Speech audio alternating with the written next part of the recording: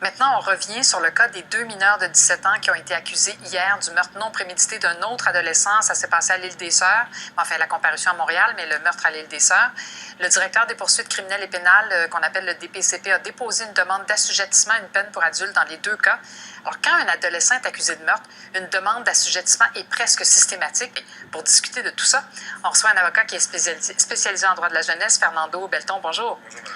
Alors, le mot le dit, assujettir, ça veut dire soumettre à.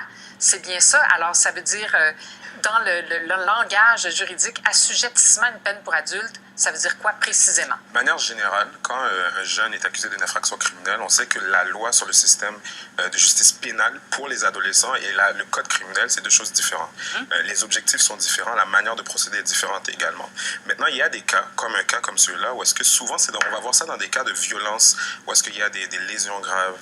On va voir ça aussi dans des cas où est-ce que la personne, par exemple, est très proche de la majorité ou a beaucoup d'antécédents criminels. Mais dans ces cas-là, qu'est-ce que le DPCP veut faire? C'est faire en sorte qu'on sort le jeune du cadre de la loi du système pénal pour l'assujettir à une peine normalement qui serait une peine pour adulte. Puis, c'est quand même très important comme impact parce que dans un cas de meurtre, par exemple, on sait déjà que le meurtre au 2e degré, la peine minimum qui est prévue, c'est une peine à perpétuité, tandis que si on se rapporte, par exemple, au système pénal, c'est une peine maximum de 7 ans. Donc, ça peut avoir des impacts très importants dans le dossier. Ça change tout, oui. Et on dit que la loi sur le système de justice pénale pour les adolescents, son objectif, comme à peu près toutes les lois, c'est d'assurer la sécurité du public. Et si on n'assujettissait pas l'adolescent à une peine pour adulte, on rencontrerait pas cet objectif-là. Essentiellement, ça veut dire que s'il était condamné à 4, 5, 6 ans de garde fermée, la société serait encore en danger. En quelque sorte, parce que la peine est là pour remplir un objectif bien précis. C'est sûr qu'on vise toujours la réhabilitation de manière générale des jeunes.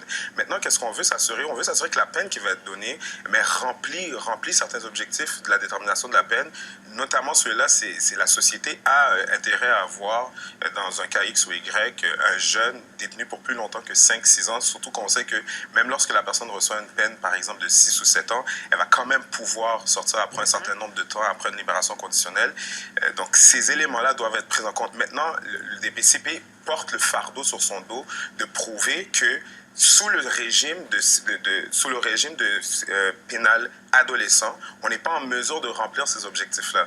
Et ça, c'est le fardeau de la poursuite de devoir le prouver. Comment on peut prouver ça alors qu'on vient d'accuser ces 2 jeunes-là? Qu'est-ce que la couronne va devoir démontrer au juge pour obtenir ce qu'elle demande? Okay, bien entendu, il faut comprendre. Présentement, on est à l'étape de la comparution. Ben oui. Maintenant, à l'étape de la comparution, le DPCP doit montrer ses cartes, doit montrer ses couleurs. Puis c'est un peu normal parce que, comme avocat, lorsque je vais rencontrer un jeune, si le jeune fait face à une peine pour adulte, la discussion, la stratégie, la façon de voir les choses, bien entendu, est différente. Maintenant, si le jeune est retrouvé coupable, lors de la détermination de la peine, c'est le moment où est-ce que le DPCP pourra faire sa preuve. Puis bien entendu, le juge, à ce moment-là, a l'avantage d'avoir entendu les faits, avoir entendu la cause. Peut-être qu'il a aussi entendu le jeune qui a témoigné sur sa cause. On peut savoir est-ce qu'il y a des regrets de sa part par rapport à l'action qui a été posée. Et bien entendu, le jeune va toujours être soumis à un rapport pré-sententiel. C'est-à-dire qu'il va rencontrer une personne du système de justice. Normalement, c'est des criminologues qui font ça. C'est une personne qui est neutre, qui va rencontrer le jeune, puis qui va faire son portrait. Et ce portrait-là va être remis à la défense, à la couronne et également au tribunal. Donc, quand le juge va devoir rendre sa décision, il va avoir un ensemble, le portrait général complet, de la personne qui est devant lui avant de rendre sa peine. Parce que faisons pas de cachette. L'intérêt et l'objectif, c'est de réhabiliter le jeune en question parce que qu'il soit traité comme un adulte ou comme un enfant, c'est un jeune quand même. Tout à fait. Mais là, c'est un jeune, mais vous devez comprendre, les gestes qui sont reprochés sont quand même très graves. Et il y a eu des cas, par exemple, dans le passé, où est-ce que des jeunes ont été trouvés coupables, par exemple, dans des cas de meurtre, puis par la suite se sont vus imposer des peines d'adultes. Mais il y a quand même une distinction à faire. Dans le cas d'un meurtre, si je prends un cas de meurtre au 1er degré, la période minimale avant d'être éligible à une libération conditionnelle de 25 ans pour un adulte, elle est de 10 ans pour un jeune. Donc, il y a quand même des nuances à apporter. Puis la façon de traiter le dossier va toujours se poursuivre pour avoir une réhabilitation de cette personne-là. Eh bien, on suivra ça parce que c'est tout à fait intéressant. Fernando Belton, merci beaucoup d'être passé en studio. Ça fait plaisir. Bonne journée. Bonne journée.